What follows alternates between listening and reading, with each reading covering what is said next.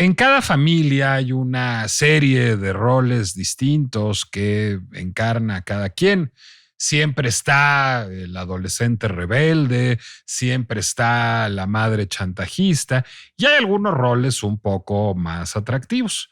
Por ejemplo, en mi familia yo he asumido uno que la verdad me gusta muchísimo y que cultivo con toda intencionalidad, que es el rol del tío cool. Uno no nace el tío cool, uno se hace el tío cool, hay que prepararse para ser el tío cool. ¿Qué es el tío cool? Bueno, el tío cool puede ser soltero o casado, en mi caso casado. El tío cool puede tener hijos o no, en mi caso sin hijos, eso ayuda porque hay mayor disponibilidad del tío cool, pero no es un requisito absolutamente indispensable. Pero el tío cool sobre todo tiene que estar al tanto de lo que pasa en la cultura, pues si no juvenil, cuando menos de las generaciones abajo del mismo. El tío cool sabe qué música está sonando. El tío cool, de hecho, sabe que no se dice qué música suena en la radio, porque ya no es la radio en donde la gente escucha música. El tío cool lee revistas y periódicos en línea. El tío cool tiene cuentas de redes sociales y sabe usarlas y sabe que el engagement es más importante que el alcance. El tío cool sabe lo que sucede en el mundo. El tío cool sabe que está de moda, pero no se pone los super skinny jeans cuando están de moda, ni los pantalones anchos y acampanados cuando regresan, porque el tío cool, es consciente de su edad y sabe que ya no está en los años de ponerse lo que se están poniendo los jóvenes, pero sabe. El tío cool es dicen los británicos, classic with a twist, es un clásico con ondita. El tío cool sabe cómo distinguirse, digamos, de su propia generación y de lo desconectada culturalmente que está, pero no se mimetiza con los jóvenes. El tío cool, además, a veces viaja. Yo, por ejemplo, acabo de ir a Corea en mi papel de tío cool y trae cosas de otros lados del Pacífico si le fue posible. Y bueno, finalmente uno tiene siempre un mentor para ser el tío cool. Uno no puede ser el tío cool si no tuvo un tío cool que le enseñara a hacerlo. Y yo tuve ese tío cool. Ese tío cool fue mi tío Javier. Mi tío Javier era tan cool que tenía un trabajo súper cool. Era publicista. Tener un tío publicista era muy cool y además se lo inventó prácticamente solito, no estudió publicidad. Yo creo que no se estudiaba publicidad en aquella época. Mi tío Javier es ingeniero electrónico. La familia se dedicaba a los medios de comunicación, entró al área comercial de Televisa, ahí le tocaba atender a varios clientes, entre los clientes que tenía estaba Mayonesa Ibarra, y parte del problema es que Mayonesa Ibarra era un muy buen inversionista, pero tenía una agencia de publicidad que le hacía una creatividad horrenda. Y pues Javier de plano un día se acercó con su cliente y le dijo, oye, y no deberías de cambiar de agencia de publicidad porque mira, tus spots están muy aburridos, no son atractivos y tu inversión se está desperdiciando, no se está reflejando en tus ventas a pesar de que tienes una pauta importante y estamos pautando en los espacios correctos. Es que imagínate cómo sería, pues qué es lo que importa en tu mayonesa. No, pues que tiene aceite de oliva. Bueno, pues es que eso hace que sepa distinto. ¿Qué pasaría? Imagínate que hubiera una telerita así que tuviera boquita y que con su boquita dijera igual, igual. Y es que todas las mayonesas saben igual porque no tienen aceite de oliva, como la tuya, porque tú eres una marca de aceite de oliva originalmente y por eso valdría la pena que lo hicieras con una creatividad memorable.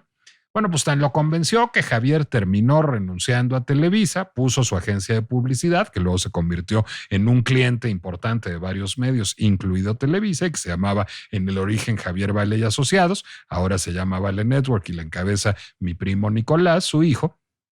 Y el tío Javier se construyó una brillante carrera de publicista, vendiendo desde productos maravillosos como el shampoo Ma Evans, que sí hacía que le saliera pelo a la gente, y terribles como los vinos Urbiñón, que eran imbebibles, pero pues era lo que había en aquella época antes de que existiera Montechanic, y que le valieron ir creciendo en la industria y fichar su primera cuenta transnacional, que fue Sony. Entonces, bueno, pues hubo una emoción grandísima cuando el tío Javier se ganó la cuenta de Sony y eso lo obligaba además, muy de tío cool, así como yo fui ahora a Corea, yo fui de manera aislada, pero Javier tenía que ir un par de veces al año a Japón, a las convenciones de Sony, a ver a sus clientes y luego regresaba de Japón con cosas maravillosas y hacía comidas familiares para mostrarnos las cosas que traía del otro lado del océano.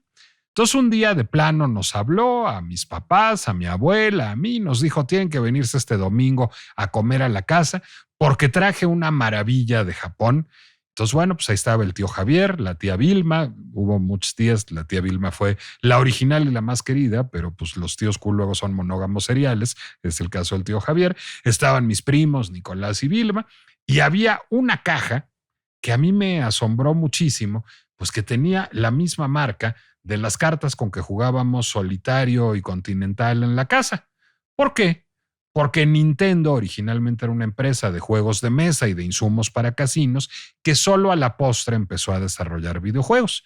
Y lo que había traído el tío cool, el tío Javier, del otro lado del océano, fue el primer Nintendo, la primera consola de videojuegos. Bueno, no fue la primera, antes estuvo el Nesapón, estuvo el Atari, yo lo envidié mucho. Yo tuve un Intellivision en donde jugaba Burger Time, que era un juego bastante aburrido, pero eran bonitos el chefcito y los hot dogs que caminaban. Pero en realidad, el Nintendo fue la primera consola que permitió jugar videojuegos con narrativas complejas. Ahí jugué mi primer role-playing game, mi primer juego de rol, es decir, en el que uno encarnaba a un personaje y ese personaje vivía distintas aventuras a lo largo de una narrativa y tenía que tomar distintas decisiones complejas y no simplemente exhibir destreza dactilar ejecutando un acto mecánico. Ese juego era Super Mario Bros. Y esa tarde de domingo, yo haber tenido 12 o 13 años, estuvimos jugando toda la tarde, sobre todo el tío Javier, mis primos, mis papás y yo. Y pues rápidamente el tío Javier, el tío cool siempre es generoso, me regaló una consola de Nintendo con dos juegos, Super Mario Bros. Y Zelda. Y yo me clavé en jugar muchísimo esos videojuegos y pasaba yo horas y horas dedicado a jugar Super Mario y después Zelda. ¿Y cómo reaccionaron mis papás? Primero con alivio, porque yo tenía unos problemas de coordinación visomotora tremendísimos y se corrigieron en gran medida gracias a la práctica de videojuegos. Yo tenía problemas de lateralidad, tenía problemas de coordinación visoespacial y esos se resolvieron en gran medida coordinando mis movimientos en el control con los movimientos de Mario y de Link en la pantalla. Y me ayudó enormemente en términos cognitivos y mi madre, que es neuropsicóloga, sabía bien que ese insumo iba a ser útil.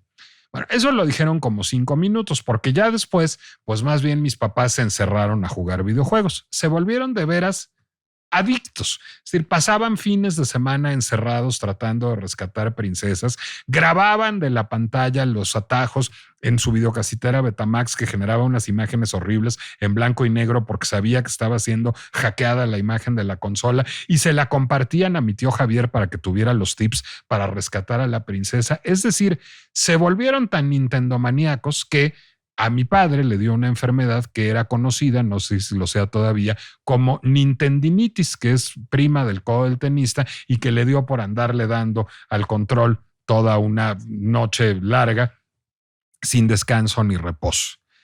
Eso llevó además a que mi madre pensara el tema de manera más seria y en uno de sus libros de divulgación científica, en este que se llama ¿Por qué son tímidos los extraterrestres? Y que no habla de extraterrestres, sino que habla de la pseudociencia en torno a los extraterrestres y de muchos otros temas que tienen que ver con la presencia de la ciencia en nuestras vidas, dedica un ensayo entero a los videojuegos. Este libro, ¿Por qué son tímidos los extraterrestres?, tiene un ensayo que se llama De cómo me enamoré de Super Mario y rescaté a la princesa Zelda sin ayuda de los Angry Birds, en donde de lo que hace mi madre es ocuparse como la neuropsicóloga que es de, pues digamos, las características cognitivas que tienen los videojuegos y sobre todo de pues digamos, desmitificar muchas cosas que se dicen sobre los videojuegos y que obedecen más bien al pánico moral.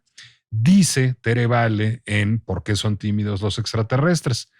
Los detractores a ultranza de los videojuegos han tratado de demostrar que existe una relación directa entre los títulos violentos y las conductas de la misma especie en la vida real. ¿Cómo asegurar esto si la violencia ha existido en el mundo mucho antes de que hubiera estas formas de realidad virtual? Igualmente violentos resultan los cuentos clásicos para niños, donde las brujas, las madrastras con instintos asesinos, las pociones mágicas y hasta la antropofagia se suceden alrededor de los héroes y las heroínas. Los niños deben aprender a distinguir la diferencia entre la realidad y la fantasía como parte de su proceso de maduración. En este caso, los cuentos de los hermanos Grimm, los de Perrault, los más recientes de J.K. Rowling, también generarían respuestas agresivas y violentas en los chavitos que los leen, los escuchan o los ven en el cine. Incluso se ha demostrado que los videojuegos de acción o violentos pueden tener efectos benéficos en la rehabilitación neuropsicológica. Aquí cito a Daphne Bavelier, neurobióloga de la Universidad de Rochester. Lo que hemos demostrado es que los juegos de acción, como por ejemplo Call of Duty, van un paso más allá. Consiguen entrenar la corteza visual y el resto del cerebro para mejorar la imagen y la información que se envía desde la parte posterior de los ojos al cerebro. Me parece muy importante que mi madre haya publicado eso en un entorno en que de manera recurrente hay episodios de pánico moral asociados con los videojuegos, en donde se les acusa de fomentar conductas violentas. Y el más reciente de estos episodios tiene que ver, curiosamente, con el paquete económico 2026. Hace unos semanas, el pasado 10 de septiembre, la presidenta Claudia Sheinbaum salió a anunciar que enviaría a la Cámara de Diputados el paquete económico 2026. Consignó en él una categoría de impuestos saludables al tabaco, a los refrescos, y habló de un nuevo gravamen al Impuesto Especial de Producción y Servicios, al IEPS, del 8%, un 8% más de IEPS, a lo que ella llamó videojuegos violentos. ¿Por qué? Bueno, la Secretaría de Hacienda, buscando argumentar este gravamen del 8% a los videojuegos, comillas, violentos, citó un presunto estudio, que no es un estudio, es un paper en realidad, de la Universidad de Costa Rica, titulado El efecto de los videojuegos en variables sociales, psicológicas y fisiológicas en niños y adolescentes, fechado en 2012. Un paper, y digo un paper porque no hay investigación original, sino simplemente cita varios estudios que establecen correlaciones entre la violencia y la práctica de jugar videojuegos violentos en distintos países. Pero correlaciones hay sobre muchas cosas en este mundo. También se puede correlacionar el crimen con el calor y con la venta de helados, porque cuando hace calor también se venden más helados. Eso determina una relación causal. No ha habido nunca un estudio concluyente al respecto. Lo que sí ha habido es muchas expresiones que hacen de los videojuegos chivos expiatorios, digamos, en entornos violentos. Esto comenzó en 1999 con la mítica masacre en Columbine, en la ciudad de Columbine, en la población de Columbine, en Estados Unidos. Dos adolescentes pues emprendieron una masacre a partir de armas de fuego, pero también de colocación de bombas contra muchos de sus compañeros y maestros, que arrojó decenas de muertos y cientos de heridos. Y en la documentación que se encontró en sus papeles, resultó que mucha de su estrategia estaba basada en un videojuego llamado Doom, muy en boga por aquel entonces, y a partir de ahí se creó esta leyenda negra en donde los videojuegos son culpables de la violencia y particularmente de la violencia juvenil. Es a partir de esto que iniciativas como alguna vez en Bavaria, que buscaba hacer sujeto de cárcel a todo aquel que infligiera violencia contra personajes humanos o de apariencia humana en el entorno de un videojuego, afortunadamente no prosperó, o como este gravamen que constituye una condena moral, un impuesto al pecado, dijo Sergio Sarmiento en su columna del periódico Reforma, a los videojuegos violentos. ¿De verdad hay una relación causal entre los videojuegos y la violencia? En caso de que la hubiera, ¿De verdad aumentar el 8% de impuestos a los videojuegos violentos resuelve? ¿Y quién va a determinar qué es un videojuego violento? ¿Y con base en qué? ¿Un videojuego violento será Doom? Bueno, esa es la pinche complejidad de determinar por qué 3.999.998 personas que compraron Doom y lo jugaron no perpetraron masacre alguna.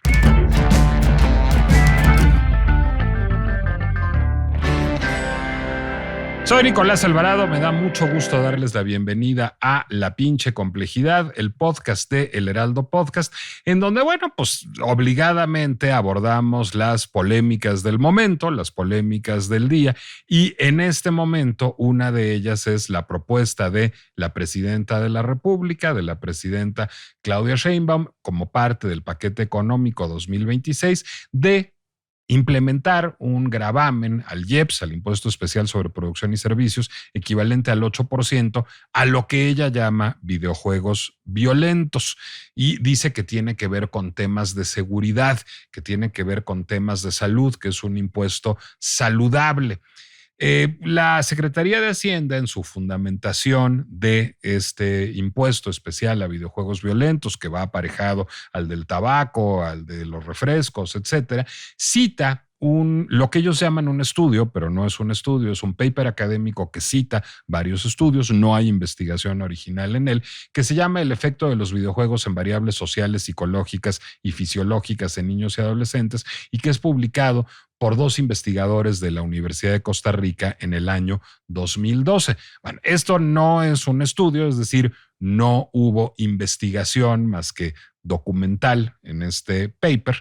Y este paper lo que cita son varios estudios realizados en distintos países que establecen no causación, porque eso sería imposible, pero sí correlaciones estadísticas entre la práctica de jugar videojuegos violentos y la criminalidad. Por cierto, correlaciones estadísticas hay, por ejemplo, entre el consumo de helados y el crimen violento. ¿Por qué? Porque ambos fenómenos se producen más en momentos en donde hay olas de calor y las tres cosas se correlacionan estadísticamente. Eso no significa que los habitantes del Cairo estén asesinando gente porque hace mucho calor, y tampoco significa que el helado sea causa de crimen violento. Significa simplemente que hay una correlación estadística que hay que analizar de manera más puntual.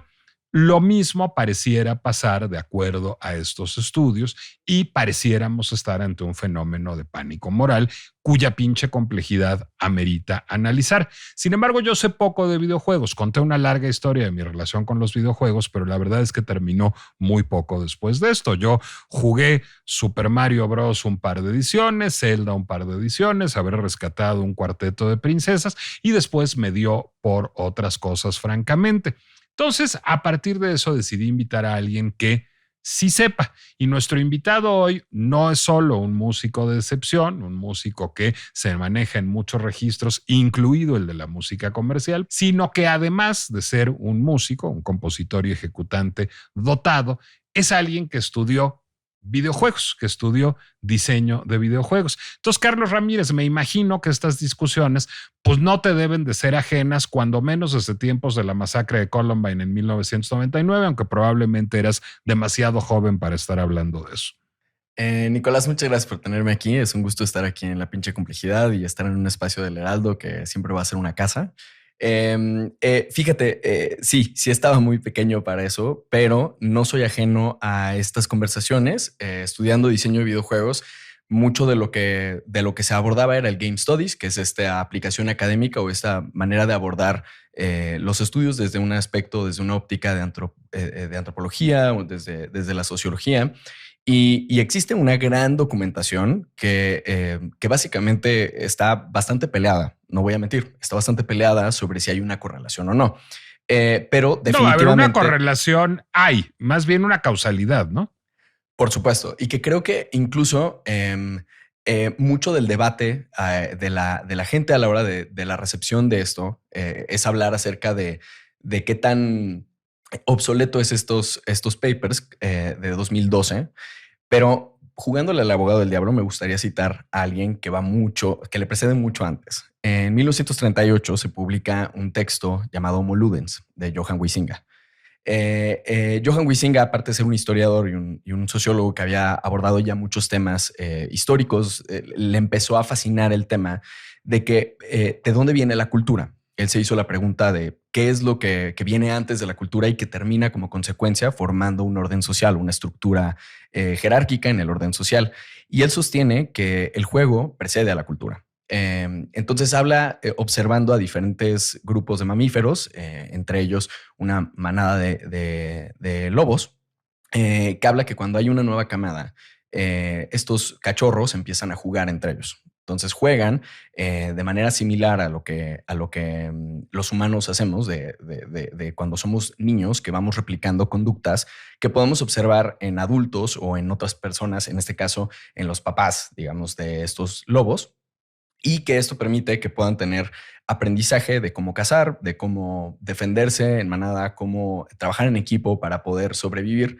Y a partir de estos juegos se establece un orden social. Entonces, esto lo hemos replicado no nada más en mamíferos, sino hay actividades lúdicas que tienen como un propósito desde la ubicación social, este establecimiento de jerarquías en este orden, y también se han observado en muchas especies, incluidas abejas y otros, digamos, de otras familias del reino animal, que tienen comportamientos lúdicos, y esto lo describe como una actividad que no es necesaria para la supervivencia y que puede ser recreativa.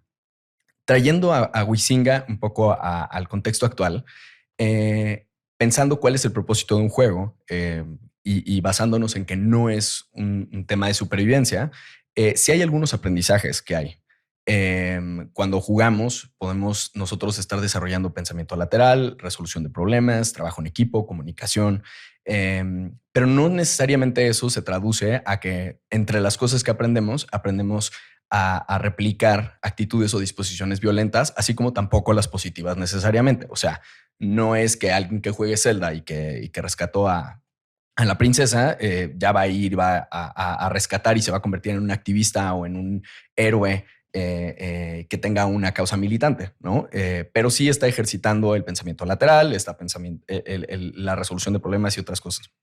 Creo yo que parte del planteamiento que haces en esta introducción me parece mucho más complejo y a decir y determinar un juego nos hace más violentos o no.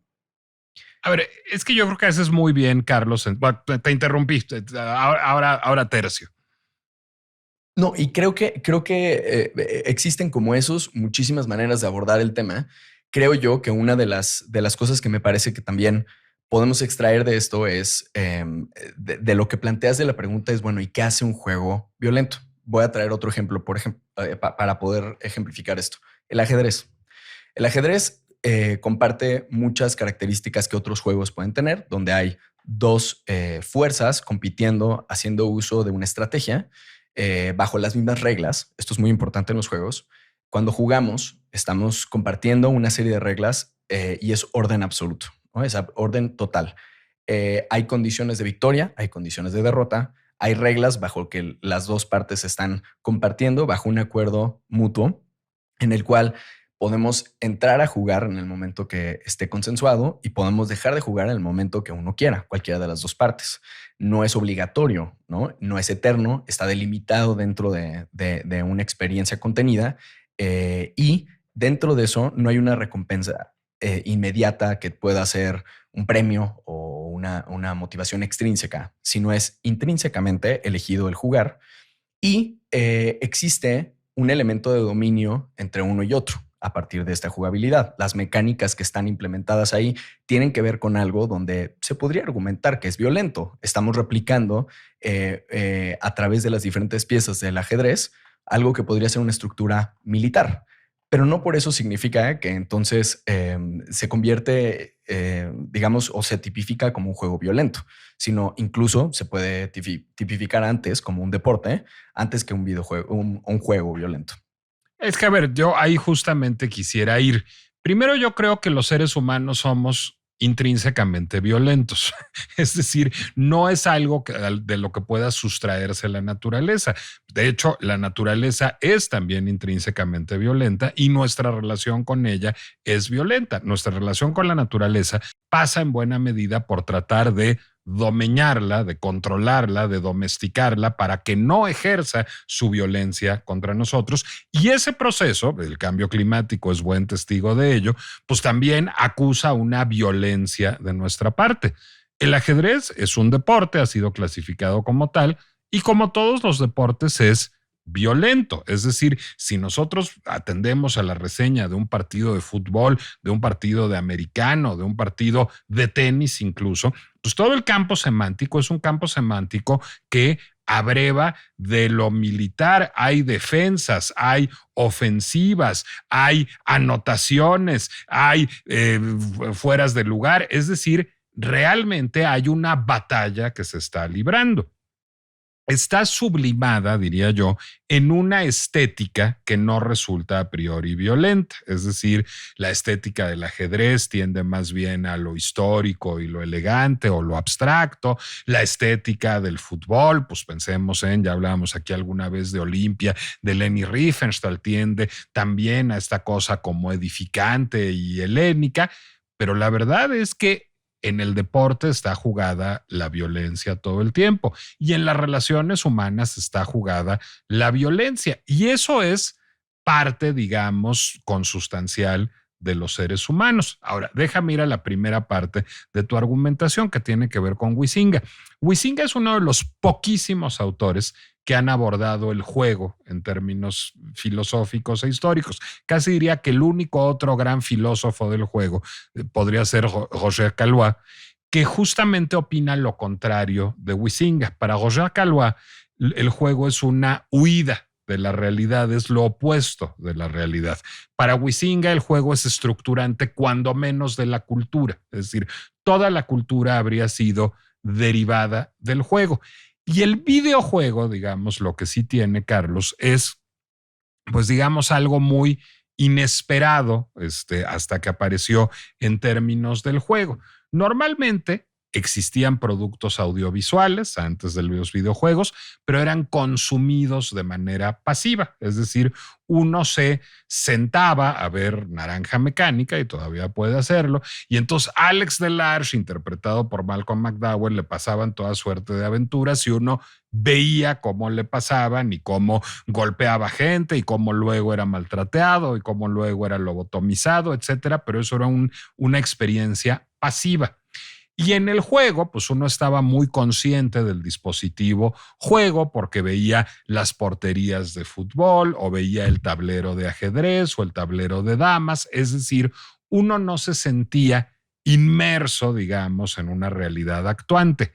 Lo que distingue, digamos, el videojuego de otras formas de juego y de otras formas de contenido audiovisual es, digamos, este juego actuante, esta cámara subjetiva que además es controlado lo que vemos en la pantalla por nuestros propios movimientos. Es decir, hay un control, hay un joystick, hay un instrumento que nos permite controlar lo que sucede en pantalla y experimentarlo de manera subjetiva. Bueno, esto sí representa un cambio de paradigma.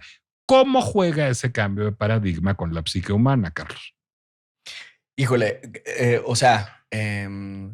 creo que todos los que hemos jugado y que estamos inmersos en la experiencia lúdica de un videojuego, sobre todo en un juego de acción o violento, no decimos, mataron a mi personaje, como normalmente diríamos en una película, como mataron al personaje interpretado por tal actor o por el nombre del mismo personaje.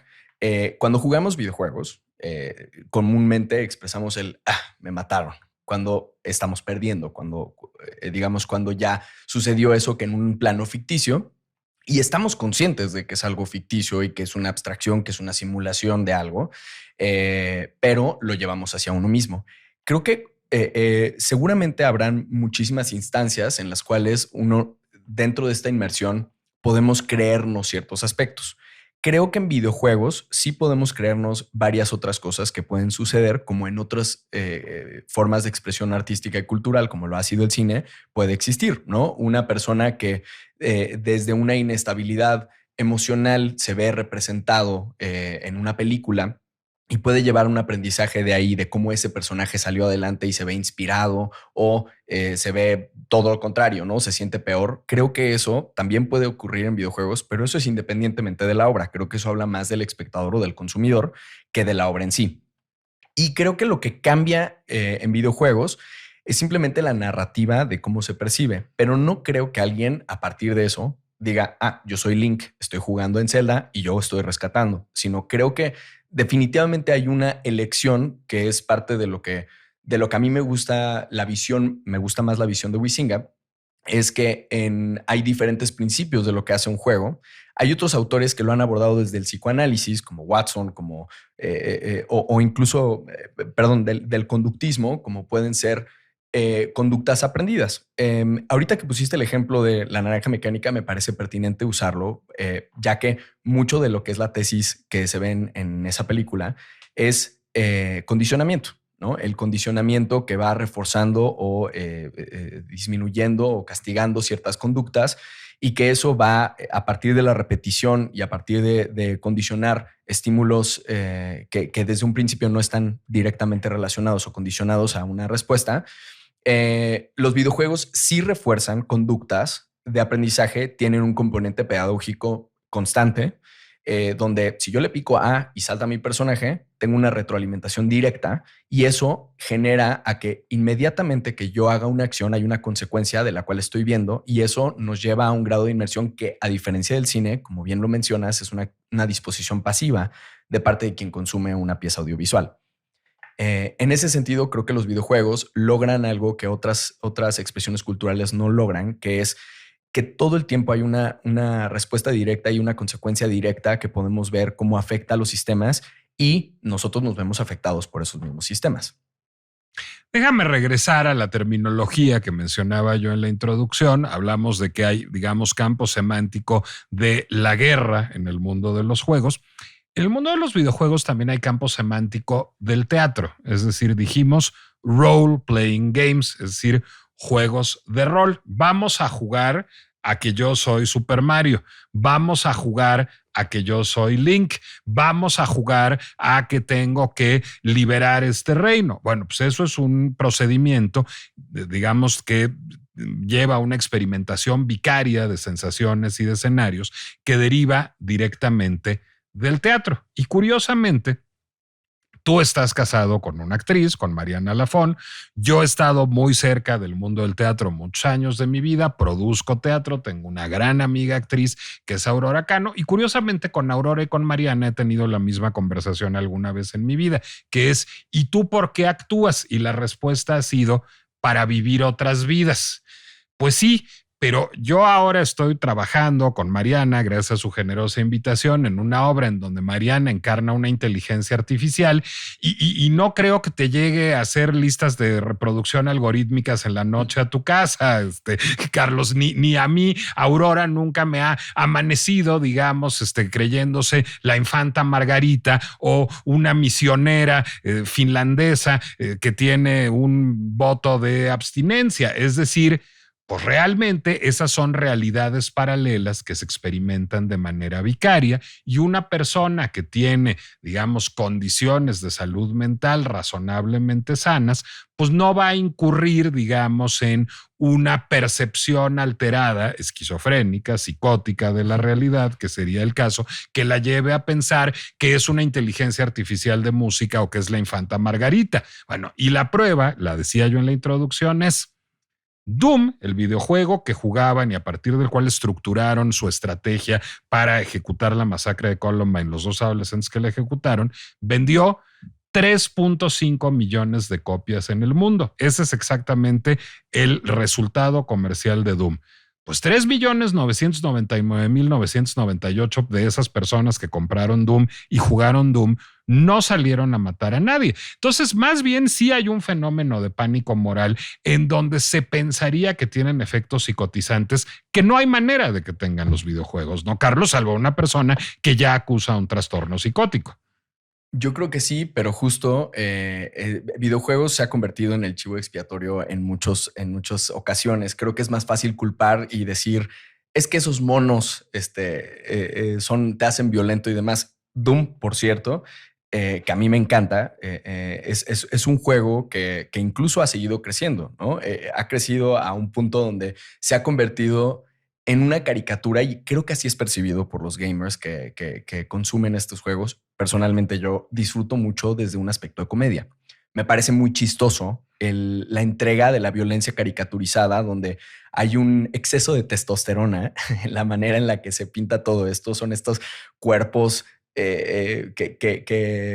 que son absurdos, ¿no? Son estas personas que tienen bíceps sobre el bíceps, ¿no? O sea, como que y es lo más masculino que pueda haber y toda esta parte que es chistosa. O sea, francamente, yo no creo que alguien diga, híjole, me voy a enlistar en el ejército porque qué padre está haciendo matar demonios en Marte. O sea, hasta la misma premisa es como la caricaturización del videojuego. En algunos casos se le dice a Doom, comúnmente en Internet se le dice Doom, the video game, ¿no? Como presentando a que es el juego más juego de los juegos, ¿no?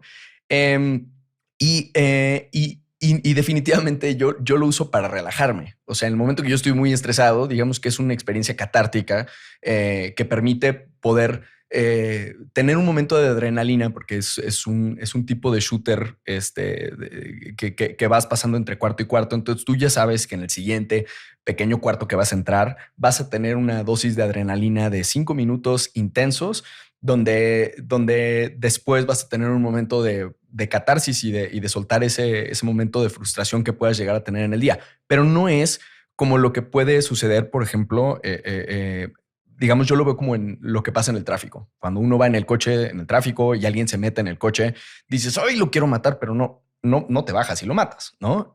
Ahora, sí existen personas que sí hacen eso, ¿no? Que ante una provocación sea muy grave o sea muy leve, existen ese tipo de instancias. Ahora, yo creo que, digamos, creo que está muy fácil entender, no, los videojuegos no nos hacen más violentos.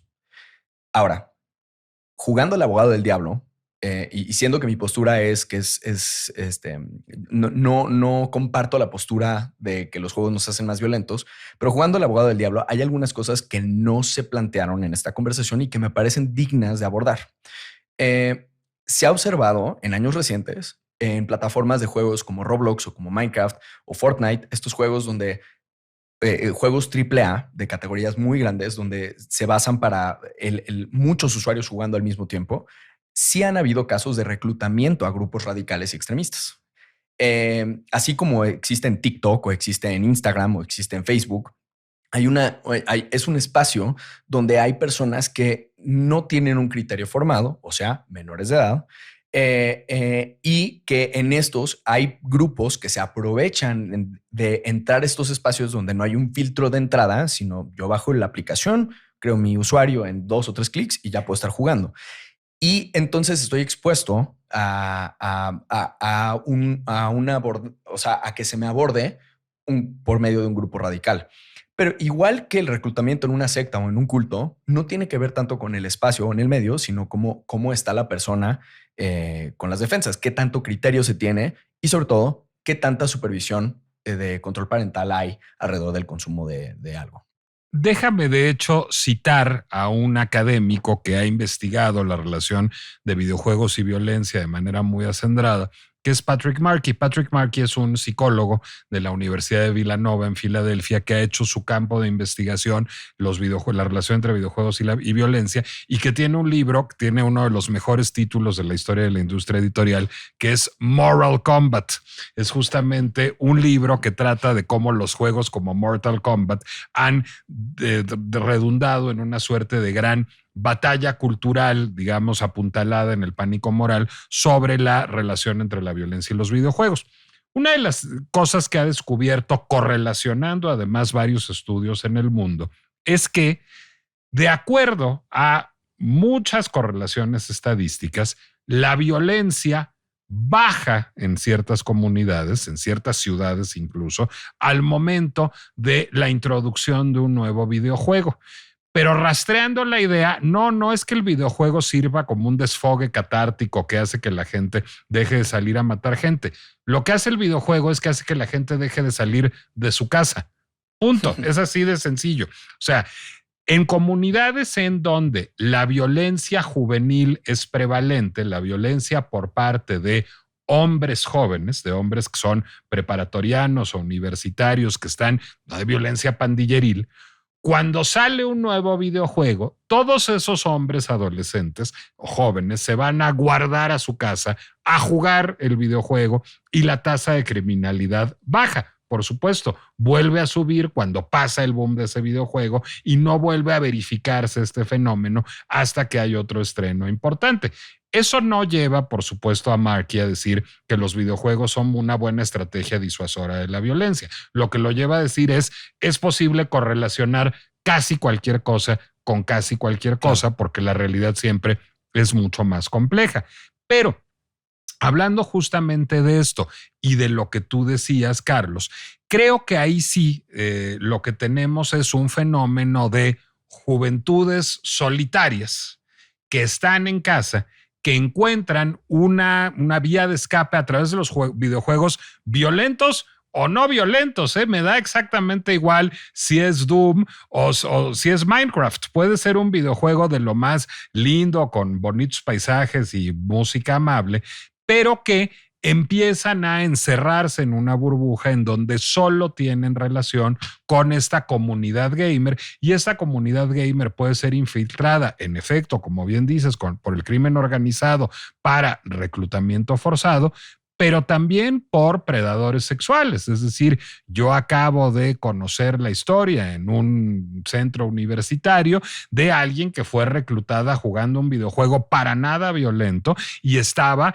pues digamos, siendo arrastrada a una red de trata de blancas. Afortunadamente pudo ser identificada por la policía y liberada, pero estos casos suceden todo el tiempo. Pero eso no tiene que ver con que el videojuego sea violento. Eso tiene que ver con que la persona, el estudiante, la estudiante, no tenga una red de apoyo familiar, no tenga relaciones sólidas en la familia y tenga una vida social que está confinada a la pantalla de me da igual si es el PlayStation o el Nintendo o la computadora, y me da igual si está jugando Candy Crush o Doom, ¿no, Carlos?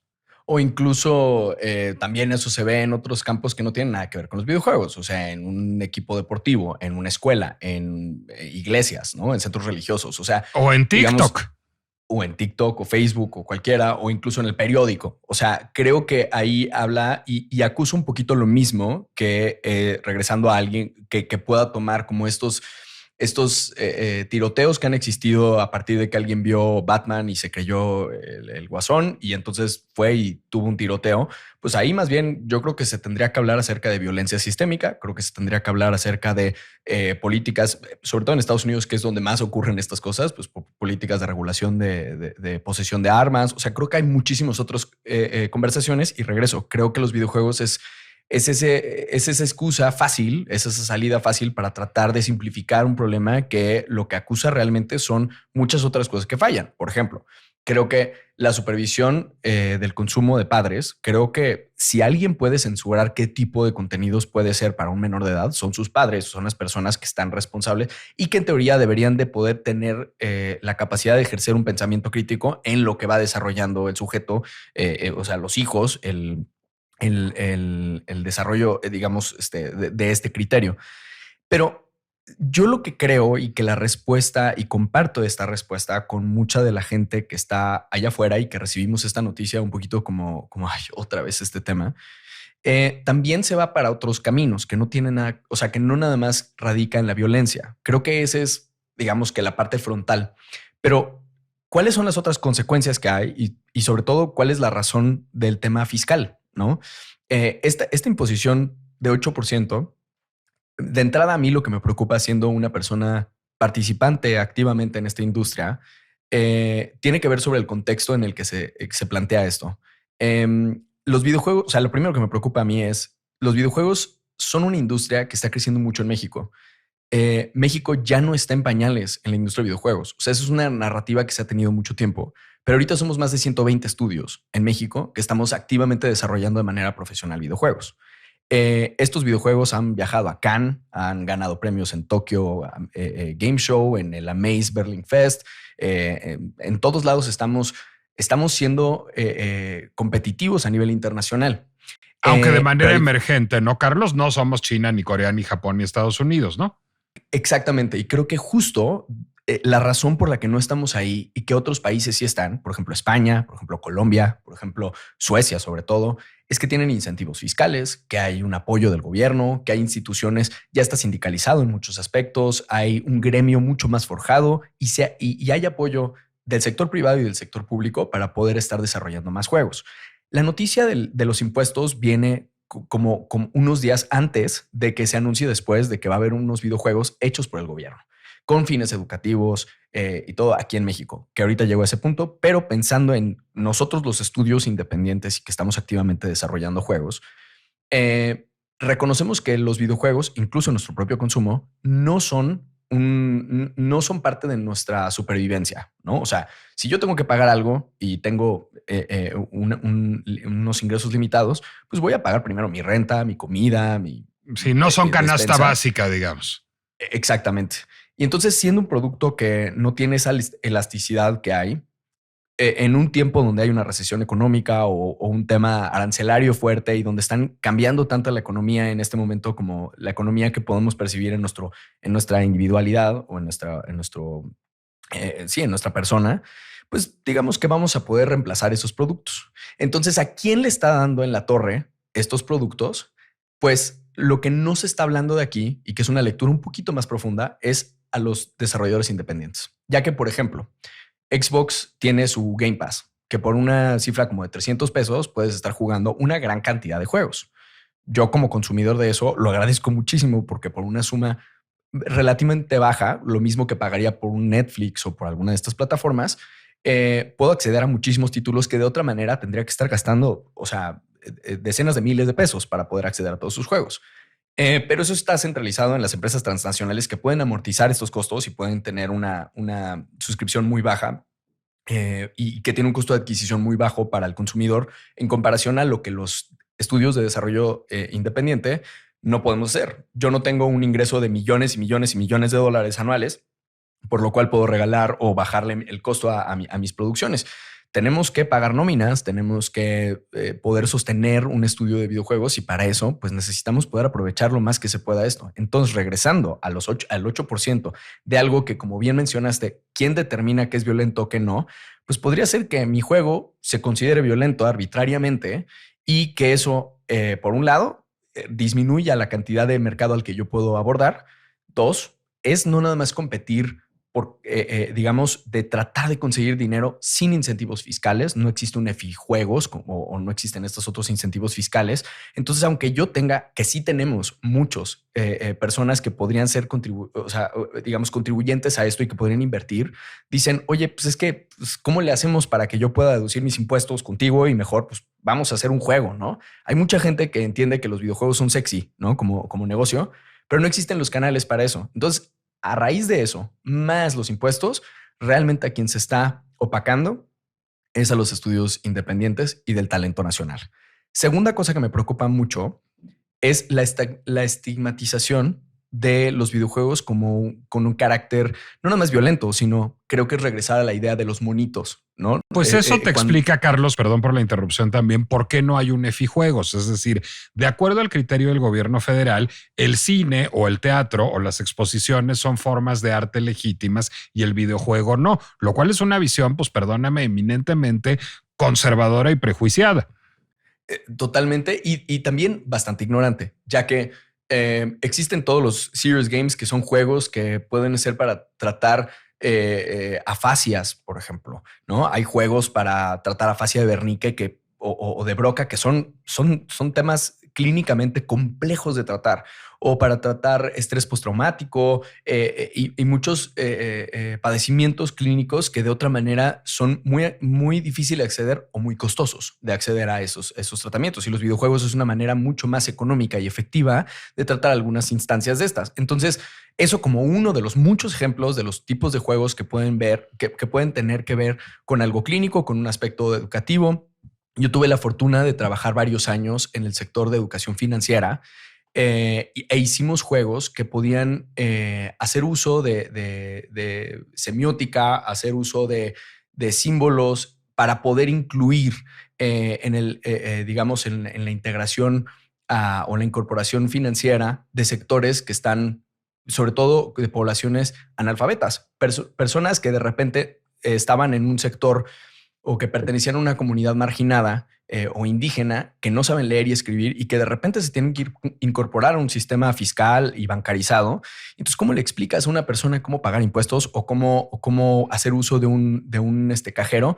Pues los videojuegos nos funcionaron y tuvimos la oportunidad de hacer estos juegos para diferentes poblaciones en Tanzania, en Colombia, aquí en México, en diferentes lados. O sea, estos juegos sociales llevan existiendo 15, 20 años y que tiene un impacto medible, cuantificable, pero en ninguno de estos casos ha habido un apoyo gubernamental, tampoco ha cambiado la narrativa y creo que en ese sentido a los participantes de la industria nos toca expresar el por qué no es una buena idea este impuesto. Yo quisiera decir dos cosas además, Carlos. A ver, una es, en Estados Unidos existe una cosa que se llama el Electronic Software Ratings Board. Es decir, es una instancia como la Motion Picture Association of America que se dedica a hacer clasificaciones de el público, digamos, objetivo de cada videojuego. Hay juegos para todo mundo, hay juegos para adolescentes, hay juegos para adolescentes y adultos y hay juegos para adultos únicamente. Y esta es una instancia que funciona a través de gente que tiene horas y horas de juego para probar los videojuegos y determinar cuál es el público, la clasificación de edad adecuada para cada videojuego. Si se piensa determinar qué videojuego es violento, y no creo que violento sea un criterio único, tendría que existir una instancia de ese tipo. ¿O quién va a determinar qué es un videojuego violento? ¿Lo va a determinar la COFEPRIS? ¿Lo va a determinar la Secretaría de Cultura? Es decir, ¿cuál es la instancia para esto? Esto suena muy a una ocurrencia para la galería, esta idea de voy a subir el 8% de impuesto a los videojuegos violentos. Ok, ¿cómo? ¿Cuál es la instancia? ¿Y cuánto va a costar esa instancia? ¿Y cómo va a estar estructurada esa instancia?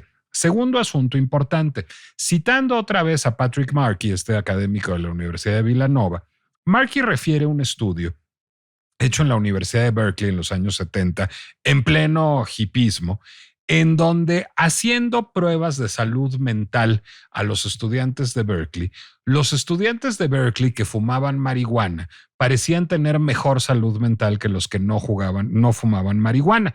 Esto significa que ¿el consumo de estupefacientes mejora la salud mental? No. Después de dar seguimiento a este estudio, lo que descubrieron es que esto significa que la pertenencia a una comunidad mejora la salud mental. ¿Qué sucedía? Que en aquella época estaba de moda fumar mota y que en aquella época los que cultivaban un sentido de comunidad en torno a una comunidad de valores que incluía el consumo de este estupefaciente en particular, revelaban tener una mejor salud mental que aquellos que se sentían aislados del grupo. Esta imposición de 8% a los videojuegos, comillas, violentos, pues va seguramente a impactar a los videojuegos más populares. ¿Esto en qué va a resultar? En que serán solo los ricos los que puedan acceder a estos videojuegos y en donde habrá un fenómeno de estigmatización social de aquel al que no le alcanzó para el videojuego caro, que ya no forma parte del grupo y que por lo tanto no puede establecer el diálogo con sus pares. Mira, creo que acabas de tocar un punto que me parece muy importante. O sea, incluso yo creo que podría ser una narrativa distinta. Te voy a plantear la narrativa que a mí me hubiera gustado escuchar.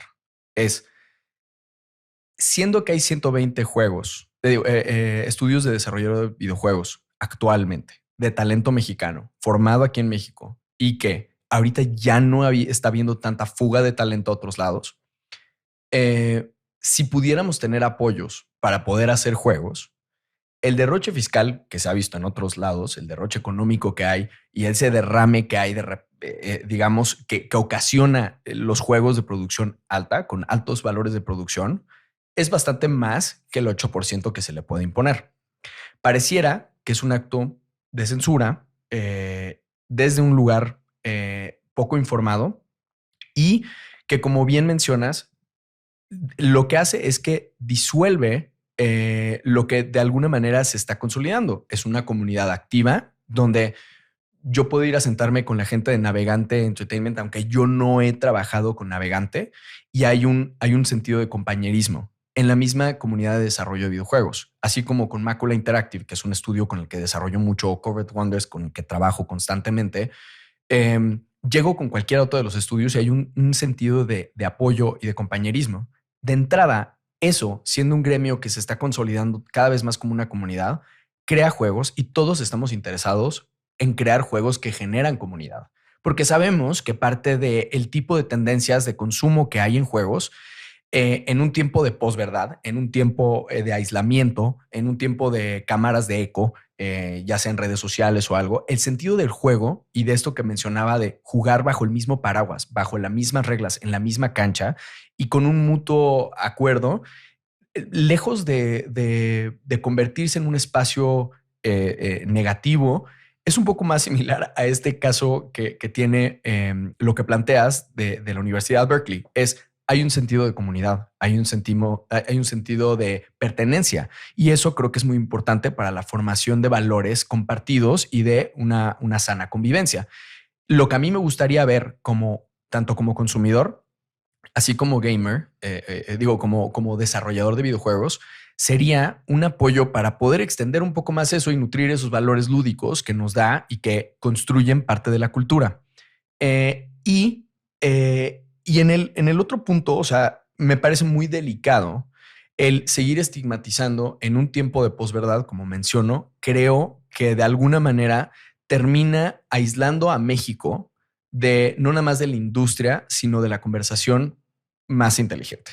O sea, el criterio se está perdiendo ya que se estaban formando. Entonces, esta onda que se menciona constantemente y que nos reconocemos como mexicanos, donde nos metemos el pie solitos, aquí es meternos el pie solitos con una de las industrias más que más genera lana en el mundo, ¿no? O sea, ya no es noticia que si tú juntas todas las industrias de entretenimiento entre cine, nightlife, música, conciertos, festivales, todo eso, no equivale ni el 50% de lo que genera en derrame económico la industria de videojuegos. Y de alguna manera esto lo que hace es que frena el crecimiento que México ya está teniendo y entonces nos deja un poco fuera de la jugada. Ahora, un crecimiento además que México alcanzó sin que hubiera políticas públicas que lo fomentaran. Fue totalmente grassroots. Exacto. Y que ha obtenido resultados muy, muy, muy buenos, ¿no? México 1921, un sueño profundo que tuve la oportunidad de trabajar. Acabamos de estrenar la música en Estudios Churubusco. Tenemos el apoyo de la... Con un concierto en vivo. Con un concierto en vivo sinfónico, ¿no? Y esto es histórico y me encanta poder platicarlo con mucha honra de decir, esta es la primera vez que se hace algo que ya se está haciendo en otros países y que eso también ha traído mayor inversión extranjera, que ha permitido el crecimiento y abrir espacios y empleos para mucha gente. Ya no hay una o dos universidades en México que enseñan y donde uno puede estudiar. Cuando yo empecé a estudiar eso en el 2012, entré a SAE Institute para estudiar diseño de videojuegos y existían 2 o 3 universidades más. Hoy en día ya hay un sinfín de universidades, hay maestrías y posgrados que se especializan en esto y toda esa gente que sale allá a trabaja en estos 120 videojuegos y algunos otros se van abriendo más puertas porque no existe todavía el nivel de desarrollo que existe, por ejemplo, en Estocolmo, que es bastante amplio, ¿no? Que hay una cantidad de chamba para todos, o Corea, por ejemplo, que pues es digamos, punta de lanza, o Estados Unidos o Japón y demás. Y de alguna manera como que está la oportunidad enfrente de nosotros de poder generar a que esta industria también tenga un apoyo que pueda generar este crecimiento para México y que también podamos gozar todos de los beneficios que tienen los videojuegos a nivel personal, digamos, como jugador, pero también a nivel de industria y también a nivel cultural mexicano. Carlos, ¿dónde podemos encontrar los videojuegos en cuyo diseño has participado? Pueden jugar Minecraft, Hello Kitty and Friends dentro de Xbox, en Nintendo Switch. Pueden jugar también México 1921, Un Sueño Profundo, que les recomiendo ampliamente, en Xbox Yo o en también. Steam. Y muchas gracias. Y también pueden encontrar Pokémon Go, algunos de estos otros juegos y juegos independientes también, como Eldritch Climb, que estamos a punto de estrenar una nueva iteración de este juego. Y me pueden encontrar a mí en redes sociales como Carlos R. Comp, así como también conocer más de nuestro trabajo en videojuegos en musicscoring.com. Bueno, todas esas ligas van a estar presentes en la biografía de este podcast. Y en mi caso, yo soy Nicolás Alvarado Lector en Instagram y en Threads. Me pueden leer en el Heraldo de México los miércoles. Me pueden leer este mes en la revista Esquire, que hizo una crónica del dandismo negro en Harlem, que es un mundo completamente distinto, pero que casi parece de videojuego. Y les recuerdo que La Pinche Complejidad es una producción del Heraldo Podcast que pueden consultar en Spotify, Apple Music, Amazon Music, Deezer, YouTube o cualquier lugar donde acostumbren escuchar podcasts. Y bueno, ¿qué va a pasar si no pasa este impuesto a los videojuegos, este 8%? Caray, qué problema de recaudación. Y si se inventaran otro impuesto saludable, porque se me ocurre una industria súper poco saludable que podría dejar pingües ganancias si fuera grabada. ¿Qué pasa si le ponemos un impuesto al tráfico de estupefacientes regulándolo? Es una idea a pensar. Nos escuchamos la próxima.